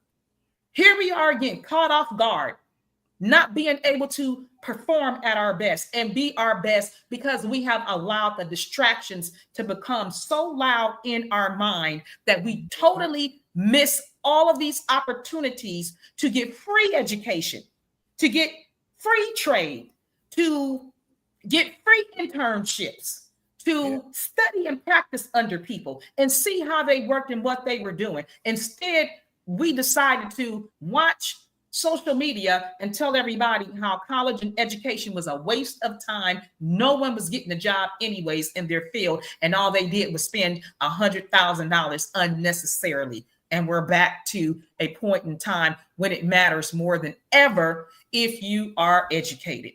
If you are a merit-based competitor, we saw how in this language here, all of this language is competitive, competitive, competitive. Almost in every paragraph, you'll find the word competition and competitive. How are you going to be in the competitive market when you're not even up? You don't even check off all the boxes for the competition. So you're out of the race already. So who are they talking about then? They've rigged the race. And we've always been competitive. No, they didn't rig it. No. I'm going to highly disagree with that because I know that and from Los Angeles all the way to Kansas City, how many programs that they literally were giving people for free. No one wanted to do it. And after COVID, it was program city and people still didn't want to do it. And all they had was disdain for an educated person of color. How many people knew about the program? I don't think everybody lots knew about of people. Lots of people. This is why I even say with STEM. There are people that know and don't do. I get that part. There's a person who, Marcus Chilimbwe, the one who came on before, he belongs to a group of STEM educated people. That's something that they talk about all the time, how we are underutilized, how we're how we're non-present, we're underrepresented in the STEM field, that field has more people that are non-Black in it than are Black. How long has STEM been around? Who doesn't know about long STEM? time. It's in every single school. It is everywhere, yet we have not put an ounce of energy into making sure that our children utilize those programs from STEM. So on the one hand, it was rigged, but on the other hand, they gave it to you. And at the time when DEI was a thing, the programs were practically free. Okay, you know they what? Were free, they were prorated, and they were on that scale where if you were lower income versus if you were higher income, you show your paperwork, and hey, it was there. But you know what we show paperwork for? to get food stamps and welfare. We did that for sure. Everybody got EBT. Everybody got an EBT card because it didn't matter if EBT took 29 pages to fill out. We did that. But we did not sit here and fill out those 29 pages to get to go into school to get a free trade, to learn how to drive trucks, CDL. They were giving CDL licenses away. You know a few years back, giving them away. Yeah. Man, oh my gosh. Come on. Yeah. No. I'm not going to accept rigged. We did not understand like we normally don't do. We normally don't understand because we are seeing wait people. We will wait until something get directly on our doorsteps and then act, as opposed to having the foresight to see anything coming so you can properly prepare right then. You know what? And that also is because we've traded in a spiritual pair of eyes for a logical pair of eyes. We don't need spirituality. No, because that's spookism. We need logic. We need logic, they said. Now we're intelligent. We're the smart people because we have logic. It's right at your doorstep knocking. And we still unprepared. That's bananas. But I don't accept it was rigged. Discounting the fact that they have been doing these psychological experiments to put people in positions to make those types of choices as well. You mean they've been doing psychological experiments? They don't call it project. No, I don't want a free truck driver's license. No, I'm not. No, not accepting that at all as an answer. That's not an answer because again, when they were giving these things away, bits and pieces of the community, which now is a lot younger community versus a lot older community. Mm-hmm. In the middle, that big gap is where we fell off. That is right. Now, if you want to say something is designed, that middle part is by design, where it bridged the older people. It was supposed to be the group of people that were middle age, and then you have the younger people. Right. And that middle-aged group decided, and that middle-aged group decided they did not want the advice of the elders. You don't know what you're talking about. I don't want to hear one more story of how you had to walk 200 miles to school because you didn't see the importance of education, and they did at that time. Because now you got a school bus to come pick you up. Your parents take you to school every single day. So when she was walking, when your grandmother and your great-great-grandmother had to walk to school, that's of no interest to you. Things like that. That's not a rig. That is something within us where we do not sit here and properly cultivate the wisdom of our elders in our community. We have a problem with authority, people who have come before us. I have a problem with that because the way the community has been inundated with outside forces. So let's say if the community was left alone, yes, we should be able to prosper. Yes, we should be able to continue to flourish. But we have a lot of inundating factors that come into play. Just like when we were in the pandemic, how these crates of bricks end up in the middle of the street. I mean, what were they trying to do? I'm just saying there are different things that have been happening all along that have nobody could go and move the bricks. We left them there. Here's probably what happened. We left them there, and then we said But that's just an example of bricks. We've had weapons that have been showing up. So why I gotta go move the bricks? Is that what happened? Yeah, let me intervene for a minute and say this because in the middle, I'm agreeing with both of y'all, and because we had programs in Wisconsin that especially for single men and just people in general, because they had schools for the school bus drivers. Lammers was one of them. They were offering free CDL classes for school bus drivers because they were hiring bus drivers. So they were giving free CDL classes for anybody that was interested in driving school buses.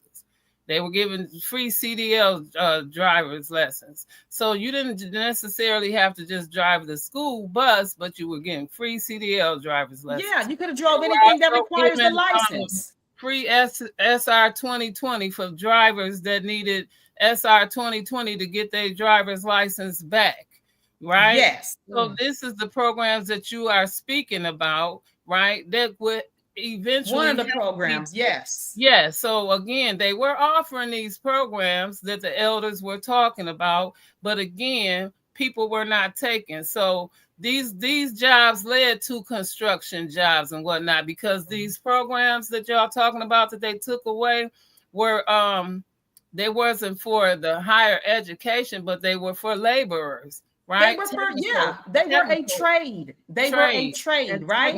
Listen, so they again, also if you didn't have to go to liberal arts, you still had to go to technical schools in order to get a job one way or another. Right? So everybody don't have that that liberal technical, that smarts, but you still could get technical and still make that same kind of money. You see? You don't mind not have that brain smarts, but you had that physical smart, that laboral smart, and you still could get it done, right? Because that's what is also important, one way or another, business smart or the other. And all I'm saying is this, though. We cannot continue to sit and say everything was by design and everything was and everything is to our detriment on why we do not get up and move, on why we sit, why we are see and wait people. We're just gonna see and we're gonna wait. What do you mean? This when you sitting and waiting, that's the time you should be acting and planning. Let's be clear. It's all that see and wait till it get up to your doorstep mentality is what the problem is. They were also sitting here for the labor's union. There's a whole labor's union. The labor's union was paying more than any other job that was out there at that time. People, you had that middle group of people, the social media people. I don't want to be picking up wood. I don't want to be picking up bricks. I don't want to be picking up heavy bags of concrete. But you also didn't want to put on a suit and tie. So what did you want to do exactly? Sit at home in front of the camera and absolutely have nothing to contribute but a bunch of crazy? But see, there's a mental disconnect there with these people because of what's been happening in the community. I'm telling you, I mean, it's bananas. So what do you do with people you no longer need? Let me get through everything. Because, we've been talking about everything else in between. I know. But again, it's very, very irritating. So concern for the public interest. Mm-hmm. I'm going to skip down to this one here. We're under performance management process, merit system principles. This is what it is right here. This is what we read up top. Planning. And here's that word again. All employees should maintain high standards of integrity, conduct, and concern for the public interest. Public interest. Why? Because I didn't get a chance to finish reading it, but let me read. Acknowledging and including customers as stakeholders. Customers as stakeholders. And establishing those performance plans and goals can keep the public interest in the forefront. By planning and communicating the performance outcomes and results that will meet the public interest, agencies can properly focus on employee effort and performance, whether those plans and goals will be used to establish individual appraisal standards or agency-wide strategic objectives. They should demonstrate a concern for the public interest. So now, are we talking about public interest or government interest? This says public interest. Rasha is not saying. It says public interest because don't forget our stakeholders, who they call our stakeholders. Our stakeholders are outside interests. It's supposed to be we the people, but yes, and so our outside interests are the public interest. This is why they're saying customers. Don't forget what word terminology customers translate into in our sector. Customers translate into taxpayers, which translates into any outside people who use our products and services via taxes or via anything else that we offer, right? This is why, even when we go looking for our basic forms, they're under products, right? Because again, this is a company. And so you have to have, those things. You have to have stakeholders. You have to have public interest. You have to have a product to either sell or a product for people to use consistently. So this is why this language is here. This translates into that. So while they're saying this is what they mean by that. right? And so this falls under planning, right? Their customer base, their audience, the public interest. So efficiency and effectiveness, ensuring the efficient and effective use of the workforce is not an annual or even occasional event. It requires continuous monitoring and improvement of financial program performance against plans and standards. Plans and standards it's not our performance measure standards, but now it is. So leaving inefficient or ineffective performance, there it is, unexamined and uncorrected is not consistent with basic merit system principles. They're telling you our old system, what this is showing you is our old system against the new system. They're saying our old system was lacking. It was lagging in all of these areas. Now, here's the merit-based system principles, and this is supposed to replace and be much better for achievement in the workplace over the old DEI standard language, standard performance measures that we had. Out with the old, in with the new. So it also says continued assessment and improvement characterized an organization driven by merit. Okay. What are the merit-based principles? The performance management process, merit system principles, planning, monitoring, developing, appraising, and rewarding. So monitoring. The federal workplace should be used efficiently and effectively. By 47 standard, it was called government waste, right? If we go back to here, our initial directive, the title of it is Ending Radical and Wasteful Government DEI Programs and Preferencing. Okay, so efficiently and effectively. They didn't think DEI was efficient or effective, so it has to go. Developing, which is something we've been talking about quite a bit here on for employees. It says employees should be provided effective education and training in cases which such education and training would result in better organizational and individual performance. We just talked about that. That's translating into, where's your degree?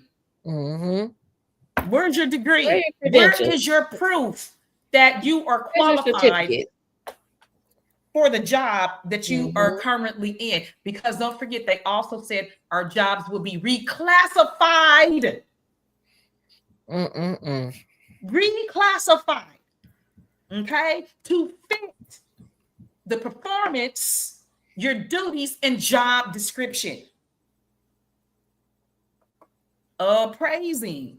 Employees should be retained on the basis of the adequacy of their performance. Inadequate performers should be corrected, and employees should be separated who cannot or will not improve their performance to meet required standards. Let go. That's called now appraising. That's appraising. That's your appraisal. Okay, by these measures right there. Used to be a time we would give you a memo, or we would give you a consultation, or we would give you counseling and say, hey, you know what? You have not been meeting, this measure. Deadlines. Yeah, here. And so here are some things that can help you improve your performance. They're saying that they gotta go. This is saying, listen, we're not giving you no memos no more. We're not giving you counseling. We're not going to give you a PIP. We're not going to give you any of these things that will sit here and help you out. You either are or you not. And then rewarding. Appropriate incentives and recognition should be provided for excellence in performance. So, hey, if you're number one, we should acknowledge that. Where before, if a person said we're number one, we would say it's a team effort. Now, it's not a team effort. It's a me effort. Yep. right? I don't have to be part of the team. I can just go and do my thing and shine the way I want to and haul all the credit if need be. Okay, so here's their education right here. The capacity to perform what was not taken for granted by the framers of the merit system principles. The framers of merit. Lord, help this wording. Providing appropriate development and training aimed at improving individuals and organizational performance is considered a fundamental aspect of conducting the public's business under the merit system. The public's business, they said it is. I thought it was 47's business, but since it's the public's business, and maybe he is the public now, I don't know, right? Because this says the public business, but we have a person telling us what our business actually is. So I'm not exactly sure what we're going to be doing in a little bit here, but there's his retention and separation. An organization under a merit system does not tolerate poor performance.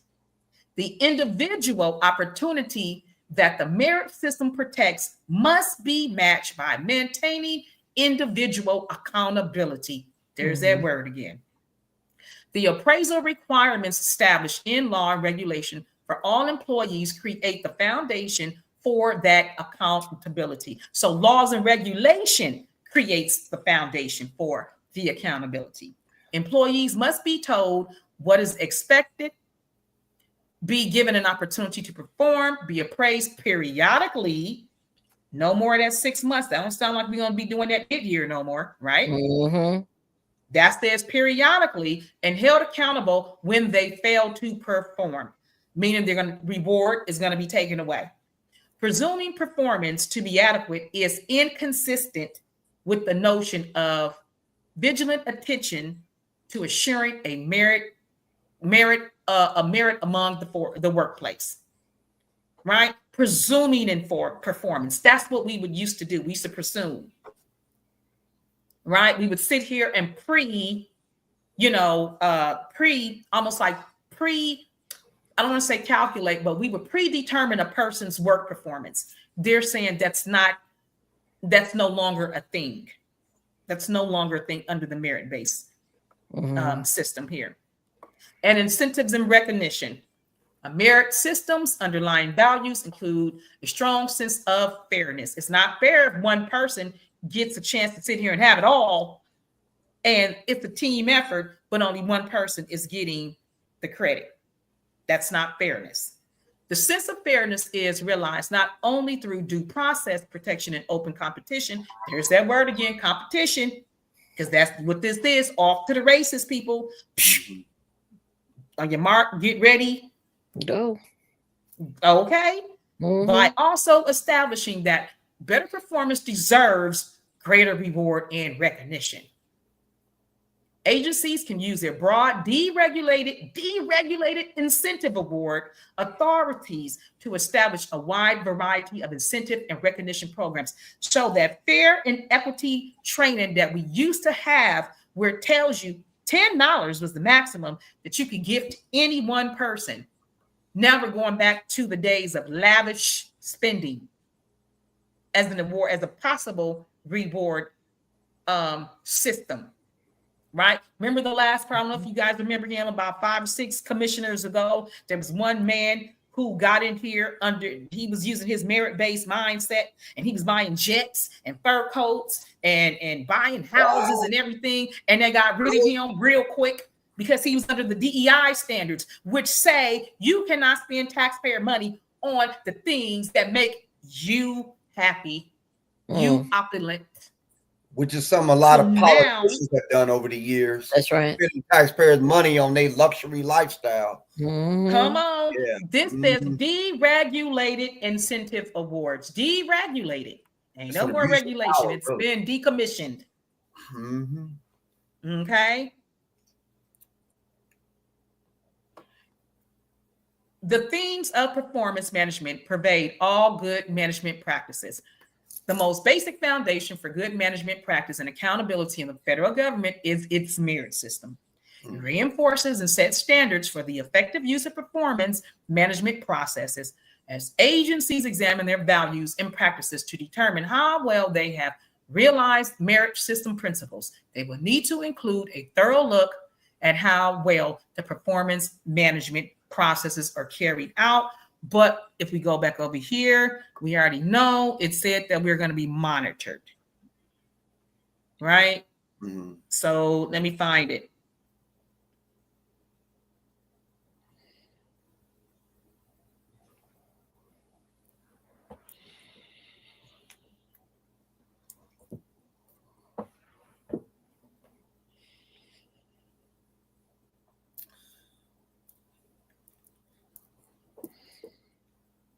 I passed it up. Hold on. Here reports on DEI, blah, blah, blah, blah, blah. Litigation to inform, advise the president so that they may formulate appropriate and effective civil rights policy for the executive branch, and assistant president for domestic policy should convene monthly meetings. So that's the monthly meeting because, right, somewhere here, it said that they're going to be, that these activities and things like that were going to be monitored. So we already know how they're going to, what it's going to look like, because they've already have built-in filters for a lot of this stuff here. Yeah. Good. Mhm.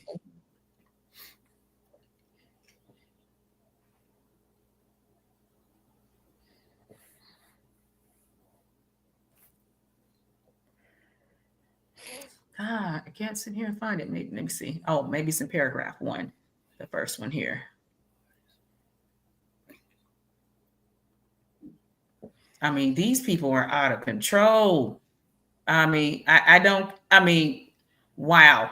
I mean, it's quite the something. Mm-hmm. It's quite the something. I can't sit here. I don't know where I saw that in here. To carry out, they should revise policies of the order, fair employment practices, including performance previews. Shall be. Yeah. Mm-hmm. Do Control F. Oh yeah, I can do Control F here. Mm-hmm. Look for. You said they're out of control. They are totally in control, and they're making sure that they're getting this policy pushed through. Oh, here it is. Mm-hmm. Right here. Yep, under 3. Monitor and track agency department progress. Oh, so discuss any barriers to measures to comply with this order and monitor and track agency department progress, and identify potential areas for additional presidential or legislative action to advance the policy of equal dignity and respect. This is their version of that. So they're going to be tracking and monitoring all of this stuff here. So when it says they will need to include a thorough look at how well the performance management processes are carried out, they got a plan to do that. Yep. They're going to monitor and track agency department progress. There's that. There it is there. And so this is going to be quite the something, y'all. Sakina? Okay, my question was only it was regarding the last 2 things you brought up with performance and something else. The only reason I'm asking this is because it wasn't for the, I think it had something to do with due process and the way they were firing people or whatnot. But I believe it was because, and this is me, with the ADA laws, right? The Disability Act. When they say that they have to be under the American Disability Act, performances have to be kept up with for the disabled. They have to be able to perform as with accommodations. They have to have accommodations to be able to keep up with everybody else. So if the regular employee cannot even keep up with the disabled with special accommodations, then y'all have a problem. Do that make We got sense? a problem. No, we got a problem already because it Well, already I'm just said saying, right if you here. take out that you have a problem already, I'm just saying, if you give somebody disabled accommodations to meet the standard requirement, and then you're saying that a regular person that's being, y'all giving Here it them all is. these tests and whatever, and they can't even keep up with a person with needs that you're giving accommodations, and although you're monitoring them and giving them these tests and whatnot, and they can't keep up with them, then of course you have a problem. And I think this is what's being targeted, according to what you're looking at right now. I think that's what they're monitoring based on that.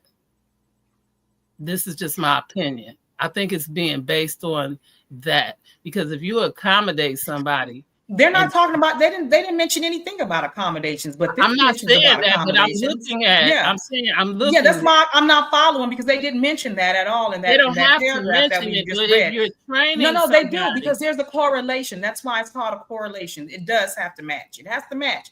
What that exactly. paragraph is saying that, and the paragraph that we read on top of that was for incentives anyways, right? Exactly. So but again, yeah, it's this was never incentives. always what And we so say, they're it's what saying we that don't say. agencies have to examine their values and practices to determine how well But they have everybody has to realized. be treated the same. Understand that part, Gemini. No, they don't. And you understand this part. It says it right here, right? The director of the OMB and the OPM shall coordinate the termination of all discriminatory programs, including DEI, diversity, equity, inclusion, and accessibility. That's RA. That includes people with disabilities. This is why people are mad at Walmart, because they got rid of all of those people who, by merit-based standards, can't perform and live up to a merit-based performance standard. They got rid of also making workforce about. They're also they're gonna be suing across the board. They're gonna be suing. Yes, so they're they got to make suing. some kind of trim. I said this is only in my opinion. So if we're making some kind of trim, we got to look at everything in order to try to figure something out. I'm not going against what you're saying. I'm saying this is only in my opinion. I'm not saying that's what they're thinking. I'm only thinking maybe that's what they're thinking, listening to it. I'm only asking. I'm not stating anything. Yeah, well, again, right? This is why, these conversations are needed so that we can sit here and go over the language, because we can't play, Brian. We can't play musical language either. That's another thing that always keeps us right, because when we say keeps us consumer, behind, right? We move the goalposts as needed. We wait till something gets into our doorstep, and then we try and figure it out. We should have had this conversation. Okay, wait a minute, you guys. Months ago, you guys speaking at the same time. We should have had this conversation months ago, weeks ago, when they first started talking about it. We should have had this conversation, not just only today. That'd be my point.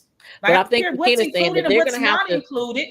If we could have conversated, everybody needed to talk about this and have these types of talks long time ago. So no matter what's included, for me, I'm not isolating what is in, what goes in, and what goes out. I'm saying to take a snapshot picture of what is happening.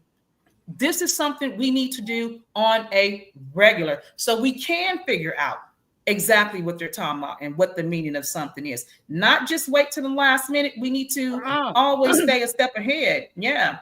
And that's why I get what you're saying. Important. A problem. This conversation was very important. Yeah, it's going to highlight a problem. To come last or come in at the last, but again, I appreciate every time I'm here. Yeah. I'm not gonna lie. Yeah. So yeah. Yeah, because we should have been, the moment they started tripping, the moment he started, we should have started researching. Because this was January 20th. We need to educate ourselves to make sure that we're going to be in the loop. Since no one's looking out for us, we're going to have to look out for ourselves. And so this is one of the major things that we have to really take into consideration when we're determining what we're going to do for ourselves personally. So we can't listen to what this person says on the right. We can't listen to this person says on the left. We got to follow what we have been trained to look at, determine what's the best course of action for ourselves, and make our next move. That's why we was talking last week. We was already talking about leveling up in 2025. This is just a forced action that we're going to have to take now. No doubt. Don't depend on government. Don't depend you know what? on Because the people that are supposed to be in place looking out for you on your behalf. Look out for yourself. Cover your own. Yes. We just and can't. This goes back to Sakina's 2025. Like Sakina had already been, kind of sounding the alarm about the 2025. And we weren't paying much attention to that because at the time we needed to wait to if he was going to win or not. But she had already went through some of the pages of that. And some of the stuff that's going on. I think this is what, number 12 of the 20 of the, how many things he had? 250 something, Sakina? Listen, between these two conversations, because a lot of that I was taking from all of your slides and incorporating them into mine because they kept intertwining. So I kept saying we French, because if you said it, I said it. So I was spinning off of you, and it was just going back and forth. So we were hitting on a lot of stuff that it came out one way or another. So I can't keep saying I said it because we said it. We French. No, but you specifically brought out his 2025 plan though. That's what I'm getting out. Yeah, because you were like, hey, have y'all seen the 2025? And we said, yeah, we saw it, but you were already reading it. Well, speaking of, me and RTG are about to go into Pangea. I need to give him my number. Let me say that out loud, because we got to tap into some tapestries. And of course, me and Brother Reggie are soon on the 8th going to go into the Black City plan. Okay, that's on the 8th, right? Yeah, so that's on the 8th. Okay.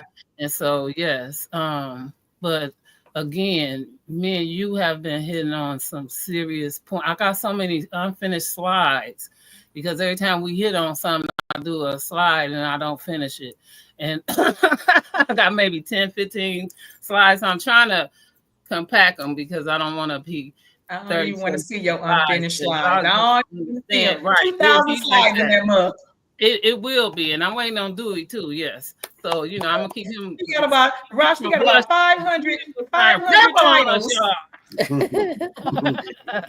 Yes, because I will make Dewey blush. Y'all don't understand. Dewey got some stuff over there. Look, Dewey got some stuff. Yeah, Dewey was about to say something, y'all. What were you about to say, yes, Dewey? He was. I'm not gonna say nothing. I'm just listening. Okay, you did have something to say, Dewey. You did have something to say. We had to make sure. I need to get off here pretty soon. But yeah, I mean, this is next Saturday, right, Sakina? The 8th? Yeah, with Brother Reggie. Yeah, that's next Saturday with the Black. Okay, then I'll be ready. Yeah. What time is it going to be? Probably about 4:30. Okay, great. That'd be good. So, Sakina, you going over to Reggie's show, or is Reggie coming over to your show? Reggie's coming over here. Okay. Yeah, Reggie's coming over here. More than ready. Yes, but I do need to jump off here because God knows. Saturday is the only day that I have, I guess, the so-called take care of my little business or whatever. Because I'll be so tired during the weekday, boy. And you know what I'm talking about, LaShawn. Like, woo, that job can drain you, man. Sure can. So any parting last words before you go, Dewey? Huh? Any parting last words? Well, I mean, this has been very good, especially since the subject matter has been DEI and the implications and everything. And now we have this new administration there with who, as the so-called commander in chief. But I got to thinking though that he wants to do a lot. He's trying to do a lot and dismantle this and come along to obstruct this. But the bottom line is not only in race and gender and economic, whatever, it has nothing to do with it. I just think they should challenge this man, because if they keep letting him get away with it, he's going to keep doing it. The line is around the corner. Even if they need to get up in his face. But let me say this. I hope it's relative to what we're talking about. It's plain as the nose on your face. The reason why he pardoned them people, them insurrectionists that tore up the Capitol and incite all that violence, that is Trump's personal army. He wants to use them in his right. to his advantage. If anybody steps out of line, I'm going to sick them on you. Mm. Yes. And they need to put them in check. Yes. All Because he gave them clearance. Yeah, he does. That's right. Yeah, he gave them clearance. Yeah, he gave them special clearance. Right. Yeah. That's why he wants to pardon every last one of them, get them out of jail, and even talking about having a ceremony in the White House in their honor. You honoring a bunch of savagery people and violent people and immoral people. And the bottom line is, I'll say it again, he wants to use them as his personal army. So if anybody defies the government, he will use them to put it, but they need to come along and have some people in place to put them in check and put them in their place. Okay. Bottom line. Yeah. All right. Sakina, do you have any part in the last word? I'll end with this. I'll end it with, in my opinion, I'm starting to see it for what it is. Donald Trump is a mentally ill man. He's ill in the mind. I'm serious. I'm not saying it's no joke. Mary Trump could not have said it better because she's a clinical psychologist herself. The man is mentally ill, and his illness is going to get worse. He's 78. He's be 79 if he make it in June, and it's only going to get worse with time. So he aspires to be a dictator. He wants to be the next Adolf Hitler. He wants to control the world. He wants to have everybody at his beck and call and bowing down before him as though he is this emperor or whatever. But unless people join together and join forces, he's going to continue to do what he does. Mm-hmm. They need to stop him because it's going to get worse. But on that note, I have to run, everybody. But enjoy the rest of your weekend. All righty. Oh, yeah. Yeah. Thank you, Dewey. I always listen. Thank you for buying me lunch, too, on Friday. Oh, no doubt. I'll be starving. Whatsoever. Yeah, I hope you enjoyed it. Yeah. So it was good. No, it was Did y'all go down good. to that courtyard down on the first floor where the store is at? Was it a lot quieter down there? No. Yeah, it gets kind of loud down there too. Because I can hear from up there where we at. Yeah, they get kind of loud. No, we had visitors. Yeah, we had a bunch of visitors using the training rooms. So you mean like visitors from like other service centers? Yeah. Oh, okay. Yeah, they do. Yeah, they come in droves sometimes. Yeah. Droves. Yeah, they do. Bye, everybody. Enjoy your weekend, and I'll see everybody soon. Bye, Dewey. Have a wonderful weekend. Have a good one.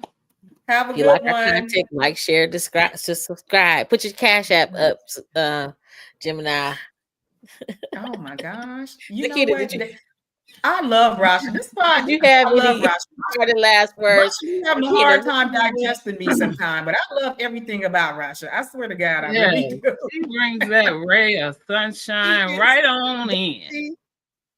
Don't she? Oh my gosh! You know what? I came at the last minute, but listen, it's a thing for wonderfulness. I always learn something over here.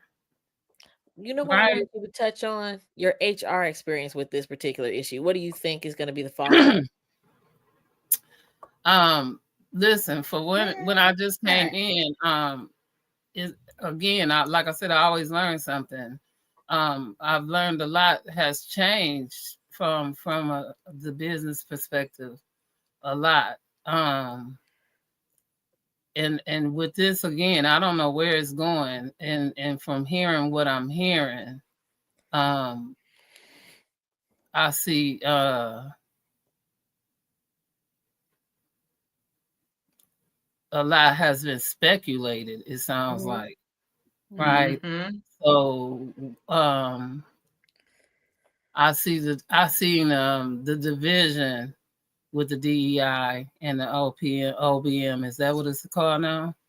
Mm-hmm. Yeah, I've seen a lot of division. OMB and OMB, Office of Professional Management, Office of Personnel Management, and also to the OMB, which is the Office of hold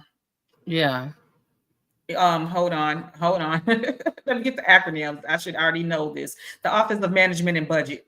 Right. So that has they've made a lot of these things what doctors have done.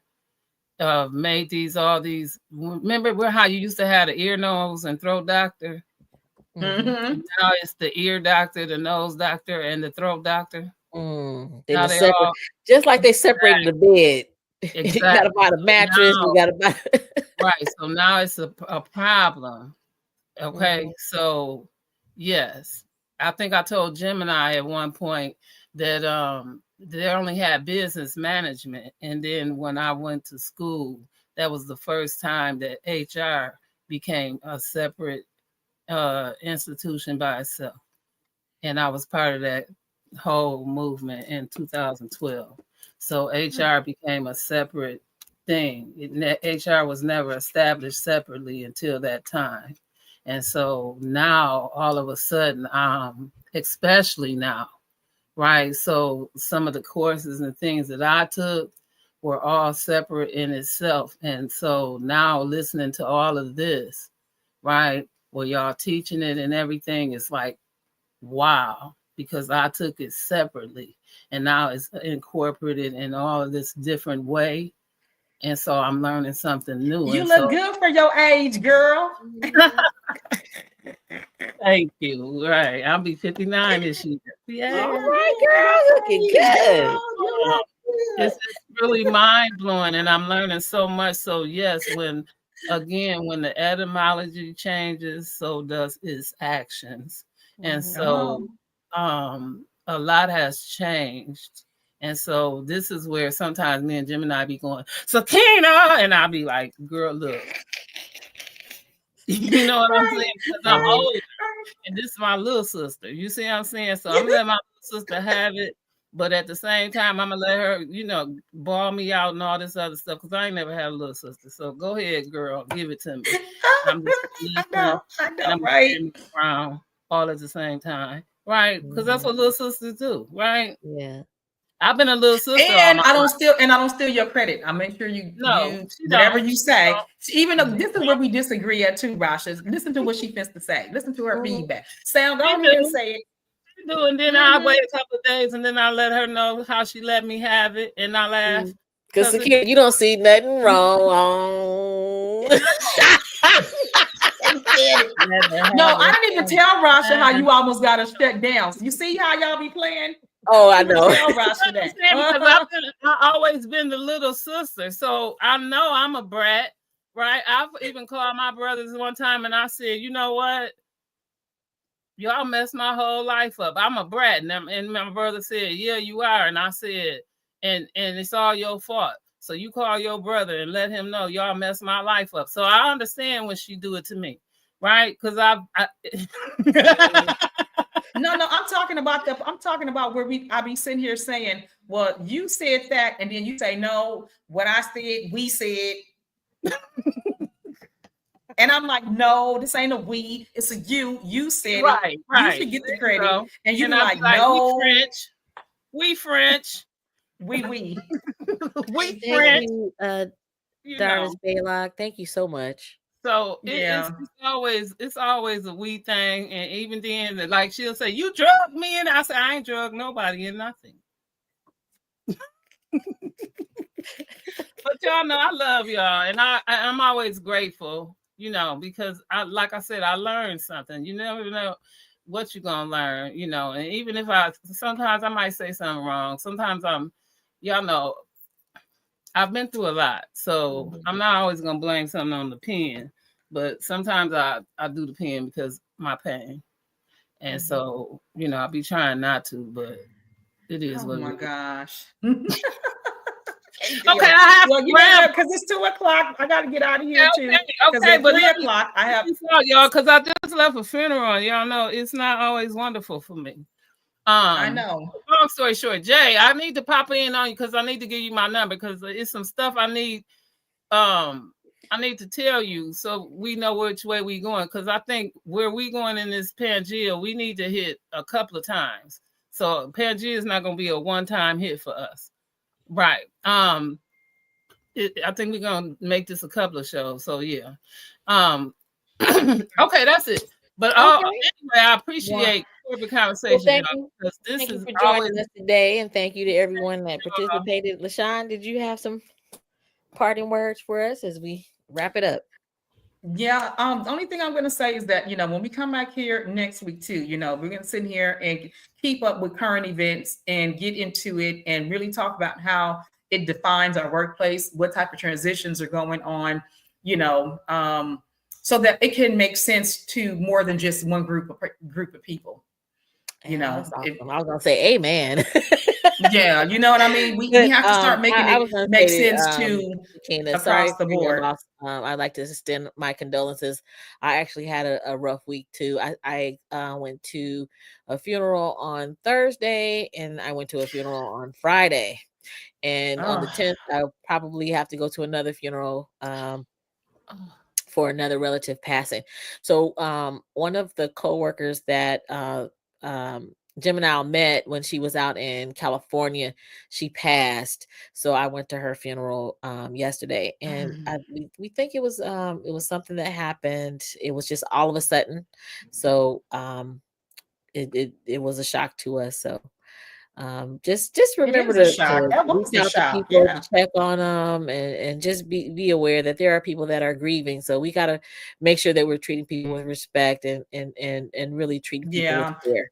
And that goes for me too. So I'm going to apologize to you, Rush, if I came off a little, because I know when we're on the phone, I'm like, well, if it's not anybody important, get to work, and I'm like, one of those people, right, who will put work before my newborn, right? And so yeah, and then I was thinking about that, like, yeah, because we all, like my daughter says, we are institutionalized, so we got to watch indoctrinated and really start to move correctly. We need to have that balance, because there's some things that are on our job that are broken before we got there. We can't fix it, and it's above our pay grade. We just need to let it go. It's broke. That's that. Yeah, it's so true. Okay, so so we're going to end that. Thank you, Roundtable Gang, and Darvis and Barn Dog stepped in today. Yay, because we hadn't seen him in a while, Sakina. RTG. I know. Yes, I know. Who was that? We didn't see James Davis. Was he in here today? Let me look back right fast. So he said, say hey to James. I didn't see Sally Yabin today. We had the Conqueror. Thank you for stopping in. Yes. We also had, let's see, one more other person too. I saw someone in here I hadn't seen before. So we had the Conqueror, we had Barn Dog, RTG, Darvis, Sakina Ra.